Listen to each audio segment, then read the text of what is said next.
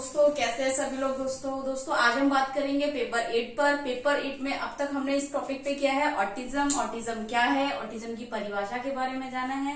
और आज हम बात करेंगे दोस्तों ऑटिज्म के प्रकार, यानी कि पेपर 8 से आज हमारा टॉपिक रहेगा टाइप्स ऑफ ऑटिज्म, यानी कि स्वैलिनता के प्रकार। कौन कौन से स्वैलिनता के प्रकार है, इस पर बात करेंगे दोस्तों।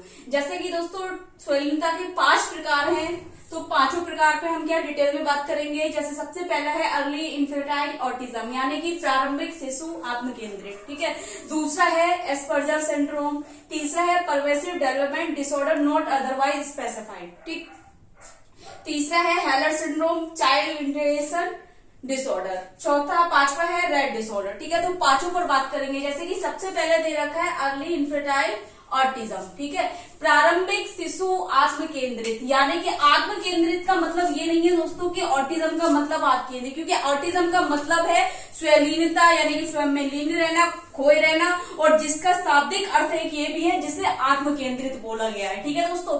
तो प्रारंभिक शिशु आत्म केंद्रित या स्वलीनता क्या है, इसे कैनर टाइप और क्लासिकल ऑटिज्म भी कहते हैं। यानी कि कैनर एक किसका नाम है, एक साइकोलॉजिस्ट का नाम है, ठीक है, जिसने इस पर रिसर्च किया था, तो उसके नाम से भी जाना जाता है ये। और क्लासिकल ऑटिज्म भी कहते हैं इसे, किसे, अर्ली इन्फेंटाइल और ऑटिज्म को, ठीक है।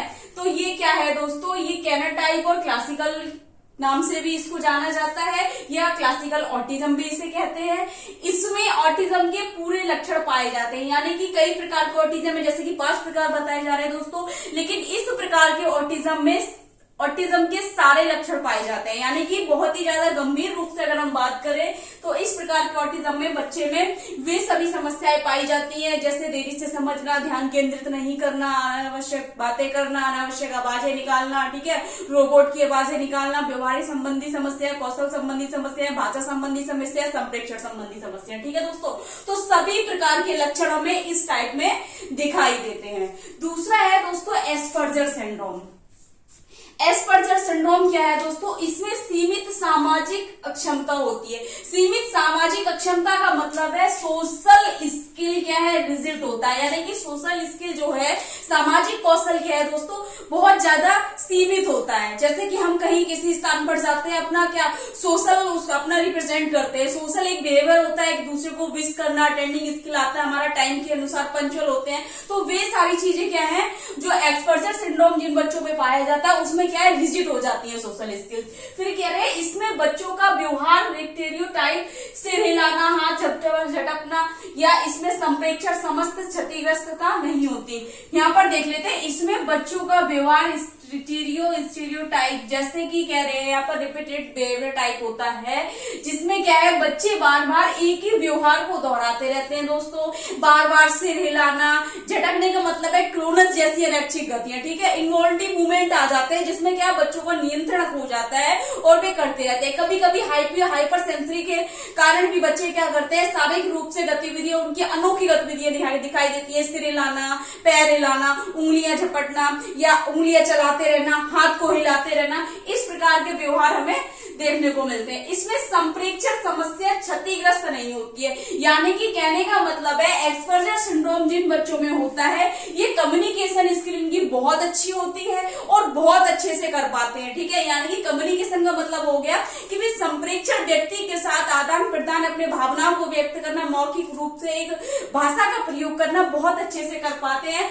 बात सामान्य तौर पर समान होती है, यानी कि बात यानी कि स्पीच क्या है, ना तो ये रोबोट की आवाज निकालते हैं, ना ही हमें ऐसा पता चलेगा कि ये विशेष आवश्यकता वाला बच्चा है जो बात कर रहा है, ठीक है दोस्तों। इनमें अनावश्यक या अवांछनीय व्यवहार पाए जाते हैं, सेंसरी इंटीग्रेशन थोड़ा प्रॉब्लम होता है दोस्तों। बाकी इनमें कम्युनिकेशन ठीक रहता है और स्पीच का भी बहुत बड़ा इशू नहीं होता है, स्पीच भी इनकी नॉर्मल रहती है। फिर कह रहे हैं दोस्तों pervasive developmental disorder.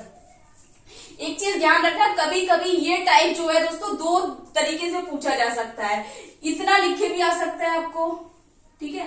Pervasive developmental disorder, अगर इसके फुल फॉर्म में आपसे पूछा जाए PDDNOS क्या है, तब आप समझ लेना ऑटिज्म का एक टाइप है जिसे कहते हैं pervasive developmental disorder not otherwise specified, ठीक है। इसका पूरा नाम ये होगा, और ये पेपर 8 में मोस्ट इंपोर्टेंट फुल फॉर्म है दोस्तों। ये PDDNOS, ठीक है। कभी कभी ये PDD नहीं दिया होता है तो NOS ही देते हैं, तो कभी कभी हो सकता है अगर पेपर 8 में NOS आ जाए, अगर 7 को छोड़ के, तब आप क्या कर सकते हैं, नॉट अदरवाइज स्पेसिफाइड, इसको यानी कि ऑटिज्म का एक टाइप कहा गया है। देखिए दोस्तों, तो एक प्रोग्रेसिव डेवलपमेंटल डिसऑर्डर क्या है दोस्तों, व्यापक विकास संबंधी विकार, यानी कि क्या है प्रोग्रेसिव डेवलपमेंटल डिसऑर्डर, व्यापक विकास संबंधी विकार। देखिए दोस्तों, व्यापक से मतलब ये होता है विस्तृत, व्यापक का शाब्दिक अर्थ है विस्तृत, यानी कि फैला हुआ या अत्यधिक क्षेत्र में ग्रसित करने वाला, ठीक है। व्यापक विकास संबंधी विकारों के क्षेत्र में सामाजिकरण और संचार कौशल के विकास में देरी की विशेषता विकारों का एक समूह को संदर्भित करता है, यानी कि जो परवेसिव डेवलपमेंटल डिसऑर्डर है ये व्यापक विकास संबंधी विकारों की श्रेणी में सामाजिक हो गया, संचार का मतलब कम्युनिकेशन हो गया, संचार करना कम्युनिकेशन कौशल हो गया, यानी कि हमारा संप्रेक्षण कौशल, सामाजिकरण यानी कि सामाजिक व्यवहार या सामाजिक कौशल आ गए। विकास में देरी का मतलब है हमारे जो माइलस्टोन है, जिसे हम मील पत्थर बोलते हैं, तो उनमें क्या है, सामान्य बच्चे की अपेक्षा क्या देरी पाई जाती है।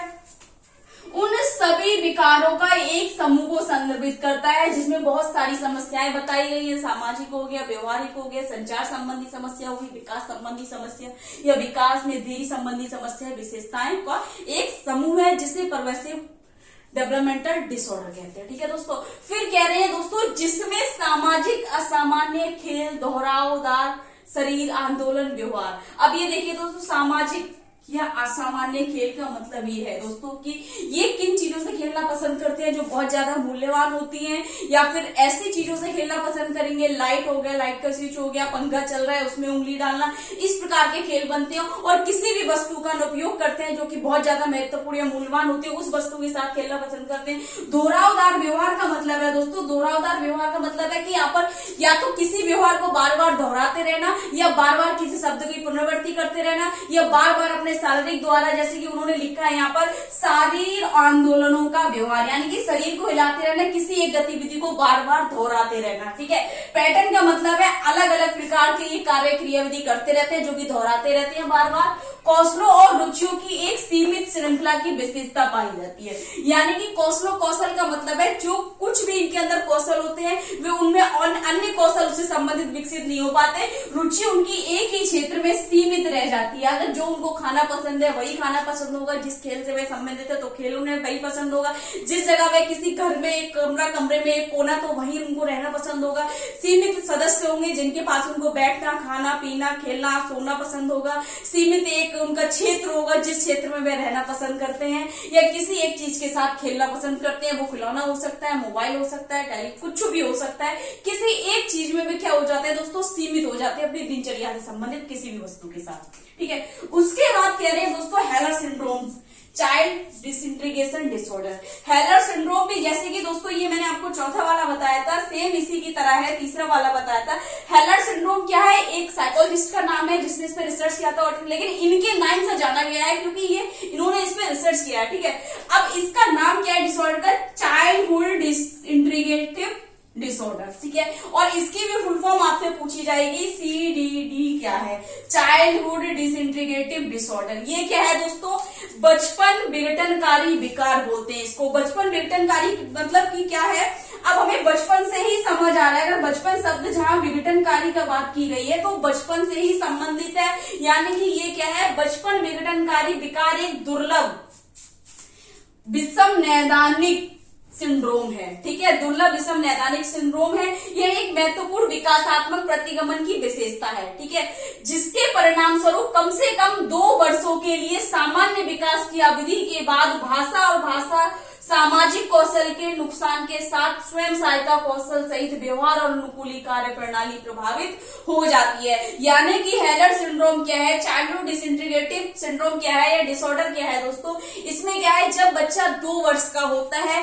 उसके साथ हमें वहीं पर उसके लक्षण दिखाई देने लगते हैं। भाषा विकास के साथ साथ उसके क्या हो जाते हैं दोस्तों, स्वयं सहायता कौशल, यानी कि यहाँ पर उन्होंने बताया, यानी कि सेल्फ हेल्प स्किल्स जो है वे भी क्या हो जाते हैं, प्रभावित हो जाते हैं, यानी कि व्यवहार की बात कर रहे हैं, यानी कि अनुकूलित व्यवहार प्रभावित हो जाएंगे। यहाँ पर अनुकूलित कार्य प्रणाली का मतलब है जो हम अडेप्टिव बिहेवियर या अडेप्टिव स्किल्स जो आती है हमारी, अनुकूलित वांछनीय व्यवहार या वांछनीय कौशल जो है वे सभी प्रभावित हो जाते हैं। जिसमें क्या है दोस्तों, देखिए यहाँ पर अगर हम बात करें तो भाषा के साथ साथ सामाजिक कौशल को भी प्रभावित करता है और उसके साथ साथ स्वयं सहायता कौशल भी इन बच्चों के सीमित हो जाते हैं। किसके हो जाते हैं? हेलर सिंड्रोम, यानी कि चाइल्डहुड डिसइंटीग्रेटिव डिसऑर्डर। लेकिन देखने से आप इनको जज नहीं कर पाएंगे कि इनमें किसी प्रकार की कोई भी समस्या पाई जाती है। उसके बाद कह रहे हैं दोस्तों रेट डिसऑर्डर। रेट डिसऑर्डर क्या है दोस्तों? इसे रेट भी बोलते हैं, कुछ लोग रिट से भी इसका प्रोनाउंसिएशन बनाते हैं, लेकिन हम ज्यादातर इसको रेट यूज करते हैं। रेट डिसऑर्डर क्या है?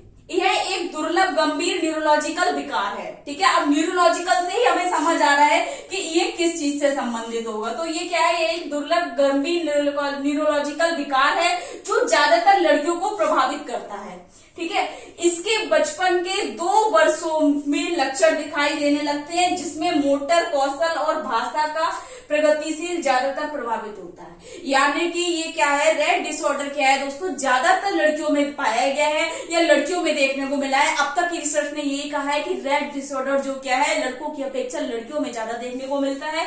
जिसमें कह रहे हैं कि प्रारंभिक इसमें बचपन की 2 वर्षों के बाद, यानी कि जब बच्चा या कोई बच्ची जो है 3 वर्ष में, यानी कि जैसे ही 2 वर्ष क्रॉस करती है, 2 वर्ष तक वह पार कर लेती है एक सामान्य विकास के साथ, और जैसे ही वह 3 वर्ष की अवस्था में आती है उसमें क्या है? लक्षण दिखाई देने शुरू हो जाते हैं। और जिसमें मोटर कौशल का मतलब है, जैसे कि दोस्तों हम सभी जानते हैं 2 प्रकार की मोटर होती है। एक होता है हमारा फाइन मोटर, दूसरा होता है ग्रॉस मोटर। फाइन मोटर यानी कि सूक्ष्मगामक, और जो ग्रॉस मोटर होता है उसे हम कहते हैं स्थूलगामक। तो दोस्तों सूक्ष्मगामक क्या होता है? हमारे पढ़ने लिखने से पकड़ने से संबंधित होता है, और ग्रॉस मोटर हमारे चलने बैठने चढ़ने कूदने या खेलने से या दौड़ने से संबंधित होता है। ठीक है, तो कह रहे हैं कौशल, मोटर कौशल। अब दोस्तों इसका मतलब ये नहीं है मोटर कौशल अगर प्रभावित हो रहे हैं तो आपने फिजिकल डिसेबिलिटी वाले व्यक्ति को ले लिया, ऐसा नहीं है। उस बच्चे में क्या होगा? एक तो बहुत लेजी होगा, किसी भी कार्य को करने के लिए इच्छा नहीं होगी उसकी, और क्या करेगा दोस्तों वह कि उसके अंदर इतनी भी ग्रिप या ग्रास्प नहीं होगी कि पेंसिल को पकड़ के वह कुछ कर सके। जिसमें क्या करते हैं हम, जिसमें बच्चे को क्या ऑक्यूपेशनल थेरेपी देते हैं, ताकि क्या उसमें